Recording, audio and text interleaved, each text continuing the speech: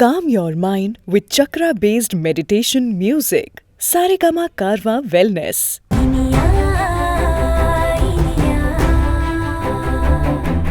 இவ பண்ண காரியத்துக்கு அவ எடுத்ததான் சரியான முடிவு. அப்போ நீங்க எல்லாம் பார்த்து 15 வாட்டி செத்துருக்கணும். அத்தனை அயோக்கியத்தனம் பண்ணிருக்கீங்க நீங்க. நீங்களே உயிரோட இருக்கும்போது பாவம் ஏன் தங்கச்சி சாவணுமா? அப்பா என்ன? அப்ப நீ இன்னும் திருந்தல. இன்னமும் இந்த ஆள அப்பா அப்பான்னு தான் நினைச்சிட்டு இருக்கியா? விடு அக்ஷயா, இவரோட பேச்செல்லாம் ஒரு பேச்சுன்னு எடுத்துக்கிட்டு. இவரு சூர்யாவுக்கு உன் கூட தான் வாழணும்னு விருப்பம். ஆண்டியோடைய ஹெல்த் கண்டிஷன்னால தான் எதுவும் பேசாம இருக்காரு. ஓகே, இது எல்லாம் கொஞ்ச நாள்ல சரியாயிரும். ஏன் வேண்டாம் விக்ரம், அந்த அம்மாவே மனசு மாறி வந்தாலும் நான் அக்ஷயாவை அவங்க கூட அனுப்ப மாட்டேன். மா,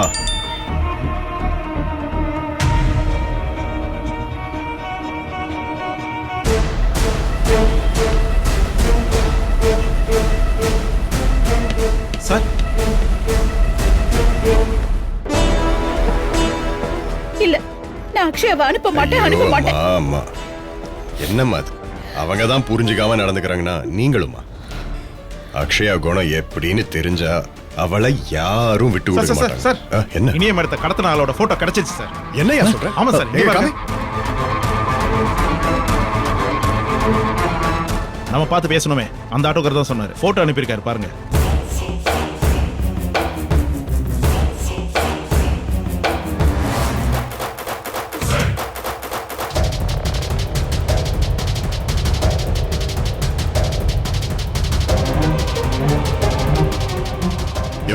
ஆமா சார், ஷூர் தான்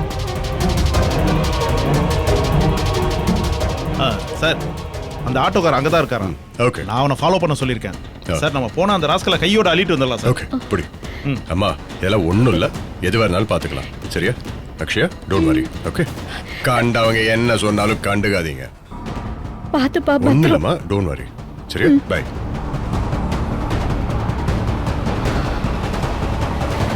கடவுளே,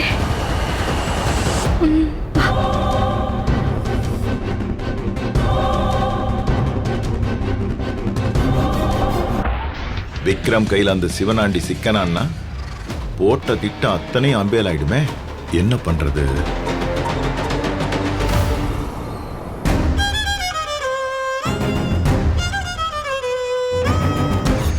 டாக்டர், ஒரு பிரச்சனையும் இல்ல, ஸ்டிச்சஸ் பண்ணியாச்சு.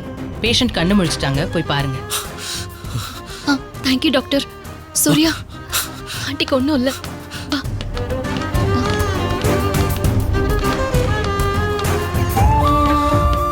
மா,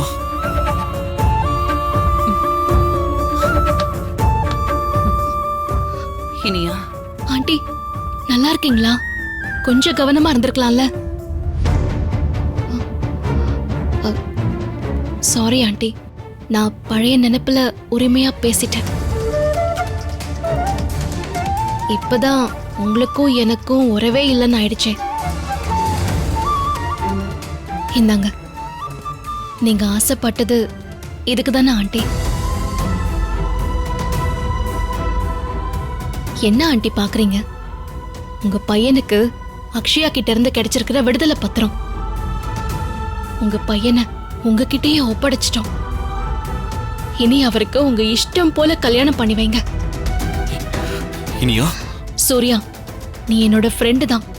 உனக்காகவும் அக்ஷயாக்காகவும் நான் ஆண்டி கிட்ட பேசி பார்க்கணும்னு நினைச்சேன். ஆனா எப்போ அத்தை வந்து சுவட கூட தெரியாம இத கொடுத்துட்டு போயிட்டாங்களோ, அப்பல இருந்து என் மனசு முழுக்க அத்தையோட கோவம் மட்டும்தான் வந்துட்டு போகுது. ஏ சூர்யா, நீ உங்க அம்மா முடிவை மதிக்கும் போது நான் என் அத்தை முடிவை மதிக்க மாட்டேனா?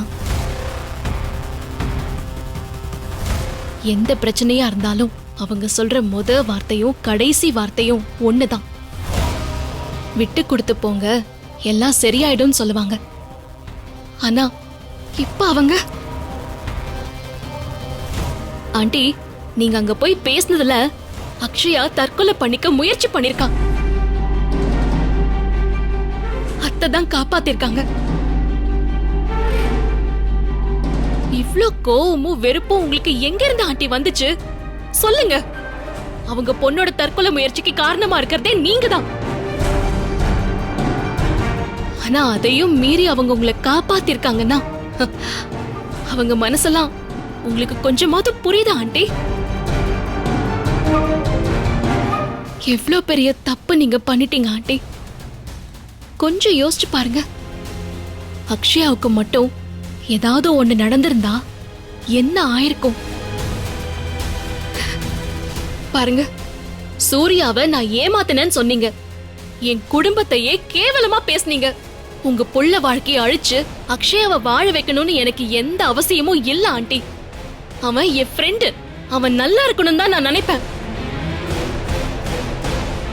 ஆனா அவன் குணம் எனக்கு தெரியும்.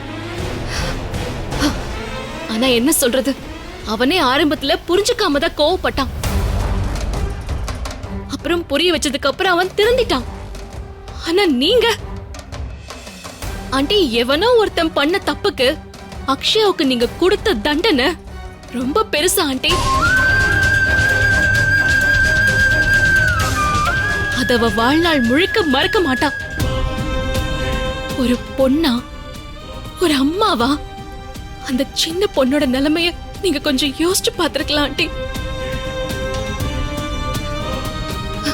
ஒருவேளை உங்களுக்கு ஒரு பொண்ணு இருந்து அவளுக்கு இப்படி ஏதாவது நடந்து எனக்கு ஒரு அண்ணனோ தம்பியோ இருந்திருந்தா நான் கண்டிப்பா அவனுக்கு கல்யாணம் பண்ணி வச்சிருப்பேன்.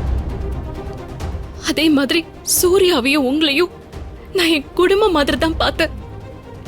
நான் சத்தியமா ஏமாத்துறேன்னு மட்டும் நினைக்கல. சூர்யா, என்ன தப்பா எடுத்துக்காத. உனக்காக நான் அத்தை கிட்ட பேசி அக்ஷயாவை இங்க கூட்டிட்டு வரலாம். ஆனா உங்க அம்மா அவளை சும்மா விட்டுருவாங்கன்னு நீ நினைக்கிறியா? போதும் சூர்யா, போதும். ஆண்டியோட முடிவு அப்படியே இருக்கட்டும். இனியா, அக்ஷயா இப்பவும் அவளை திட்ட தோணுதா உங்களுக்கு? வேணாம் ஆண்டி. உங்க உடம்புக்கு முடியலல்ல, கோவப்பட வேண்டாம். என் அத்தை மனசு ரொம்ப காயப்பட்டிருக்கு. எல்லாம் முடிஞ்சு நல்லபடியா ஒரு புது வாழ்க்கை தொடங்கும் நினைச்சிட்டு இருந்தேன். ஆனா உங்க பிடிவாதம் அது எல்லாத்தையும் கெடுத்துருச்சு. அக்ஷயா பிரச்சனைய நீங்க ஒரு மாமியாரா இருந்துதான் பாத்திருக்கீங்க. மாமியாரா இருந்து மட்டுமே பாத்திருக்கீங்க. நீங்க ஒரு பொண்ணா இருந்து பாத்திருந்தீங்கன்னா உங்களுக்கு அவ பிரச்சனை புரிஞ்சிருக்கும். அவ எவ்வளவு கஷ்டப்பட்டிருப்பா, எத்தனை நாள் அழுதுருப்பா, அதெல்லாம் உங்களுக்கு தெரிஞ்சிருக்கும். ஆனா நீங்களே அவளை அழ வச்சிட்டீங்க. I'm sorry aunty. Surya, I'm sorry. எனக்கு ஒரு மாதிரி குழப்பமா இருக்கு. நான் என்ன பேசுறேன்னு எனக்கே தெரியல. என்ன மன்னிச்சிருங்க ஆண்டி. இந்தாங்க, நீங்க ஆசைப்பட்டு கேட்டீங்கல்ல அந்த டைவர்ஸ் பத்திரம். இது உங்க மனசு மாறும் நான் நினைச்சேன். ஆனா அது என் அத்தை மனசையே மாத்திருச்சு. நான் வரேன் ஆண்டி. ஆண்டியை பாத்துக்கோ. வரேன்.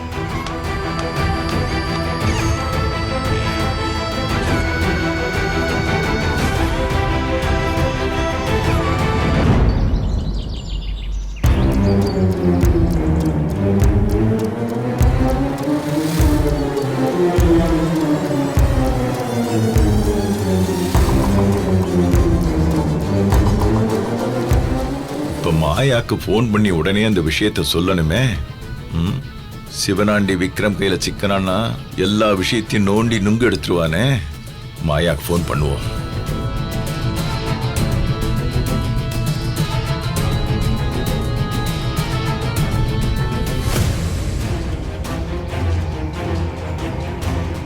என்ன மாமா ரகசியமா வெளியே வந்து யாருக்கும் ஃபோன் பண்றாரு?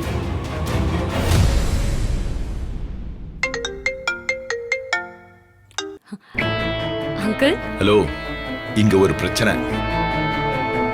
உன் கூட இருக்கிற ஆளை விக்ரம்க்கு அடையாளம் தெரிஞ்சிருச்சு.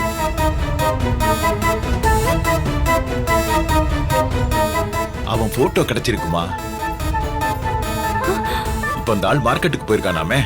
அங்கிள் என்ன சொல்றீங்க? சிவனாண்டி அண்ணன் போட்டோவா? ஆமாம்மா, விக்ரம் கூட ஒரு போலீஸ்காரன் இருக்கான்ல, அவன் போட்டோ எப்படி எடுத்தான்னு தெரியல. விஷப்பயலா இருக்காவன். அந்த ஆளை தேடித்தான் விக்ரம் இப்ப மார்க்கெட்டுக்கு போயிருக்கான். இத பார், நீ உடனே போன் பண்ணி அவனை உஷார் பண்ணிடு. விக்ரம் கையில மட்டும் அவன் சிக்கனா, அவன் செத்தான். அப்புறம் நம்ம பிளான் எல்லாம் நாசமா போயிடும். ரொம்ப தேங்க்ஸ் அங்கிள். நான் இப்பவே சிவனாண்டி அண்ணனுக்கு கால் பண்ணி சொல்றேன். உடனே போன் பண்ணி சொல்லு. வச்சுட்டுமா?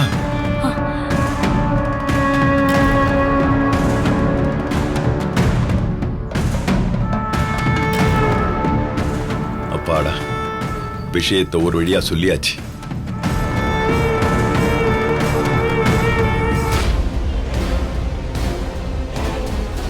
என்ன இது? விக்ரம் மாமா பிடிக்க வேண்டிய ஆளை தப்பிக்க வைக்கிறதுக்கு யாருக்கும் மாமா ஃபோன் பண்ணி பேசுறாரே. இது என்னன்னே தெரியலையே. ஒண்ணுமே புரிய மாட்டேங்குது. ஆனா ஏதோ தப்பா இருக்கு. இத யார்கிட்ட சொல்றது?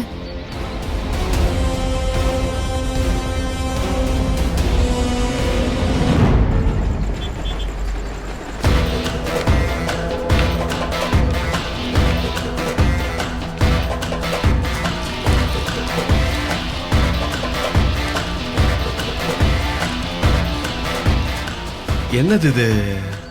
விக்ரம் சார் உடனே கிளம்புறேன்னு சொன்னாரு. இன்னும் ஆளை காணோமே. லேட் ஆகுதே. இவன் பாட்டுக்கு போயிட்டா என்ன பண்றது?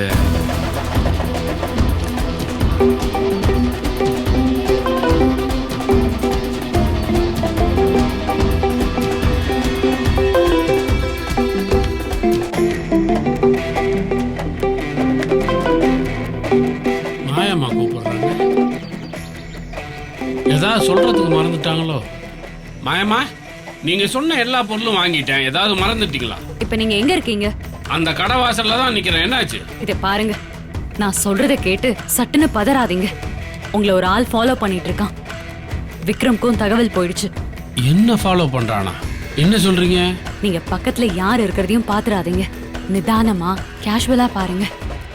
ஒரு ஆட்டோக்காரன் தான் உங்களை ஃபாலோ பண்ணிட்டு இருக்கான்.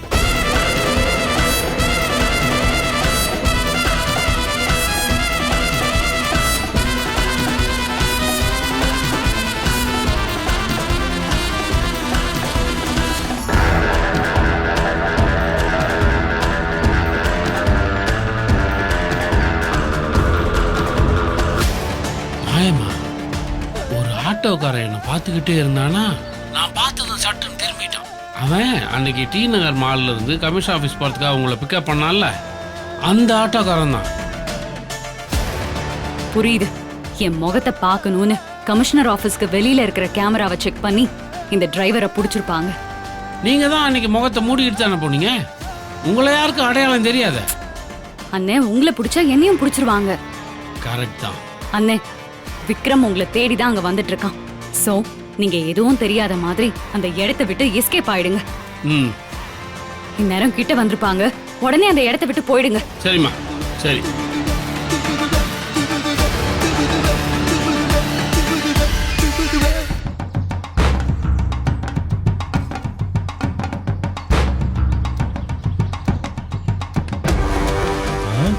என்ன கிளம்பிட்டா? ஃபாலோ பண்ணுவோம்.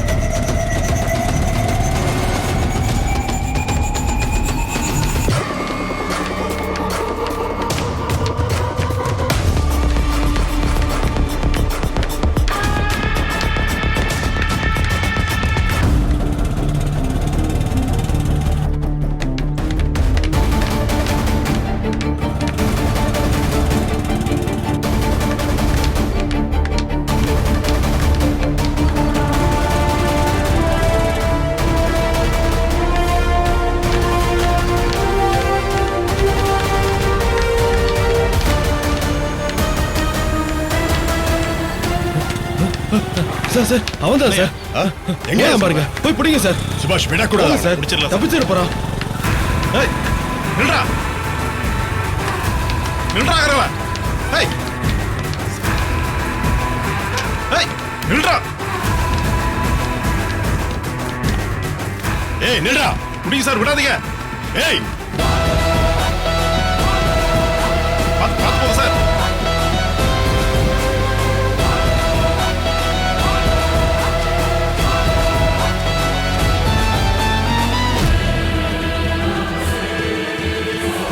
ஏய் நில்றா நில்றாங்கறல.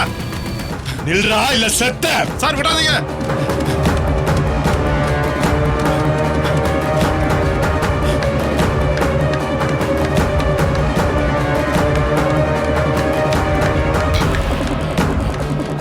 ஏய் நில்றா.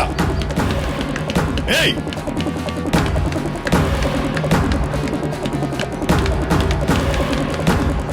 டேய் நில்றா. ஏய் நில்றா. டேய்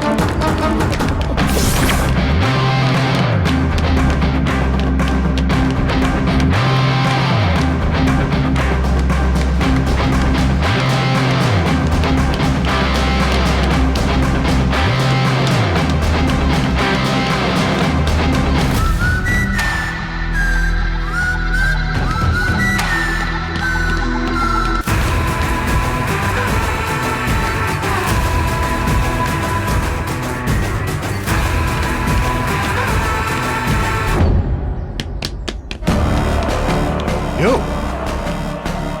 என்னையா அது இவ்வளவு வேகமா வந்தும்?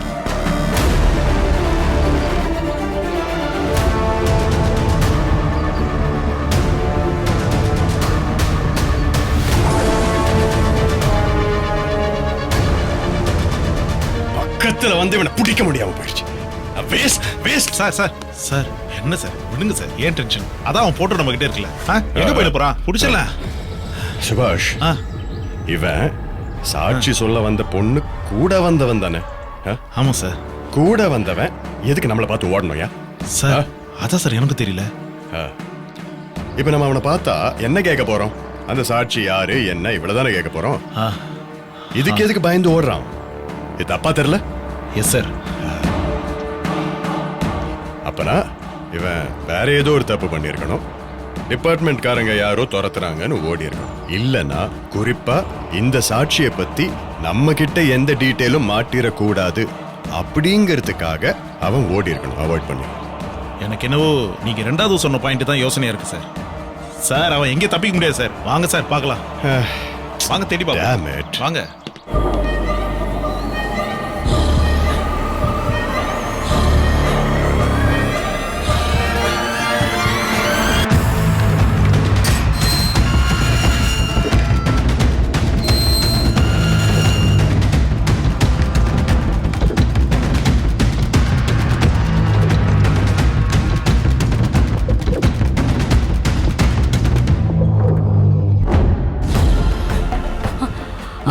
அவங்க கிட்ட தப்பிச்சிட்டோமா?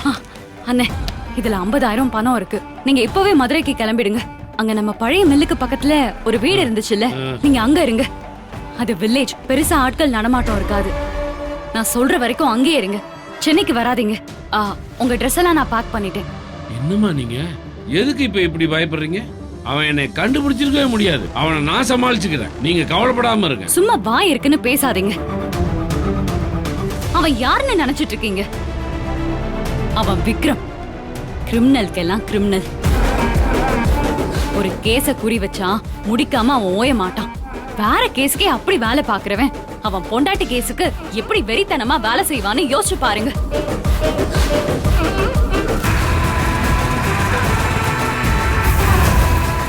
Saregama TV shows Tamil YouTube சேனல்ல லைக் பண்ணுங்க, கமெண்ட் பண்ணுங்க, ஷேர் பண்ணுங்க, சப்ஸ்கிரைப் பண்ணுங்க.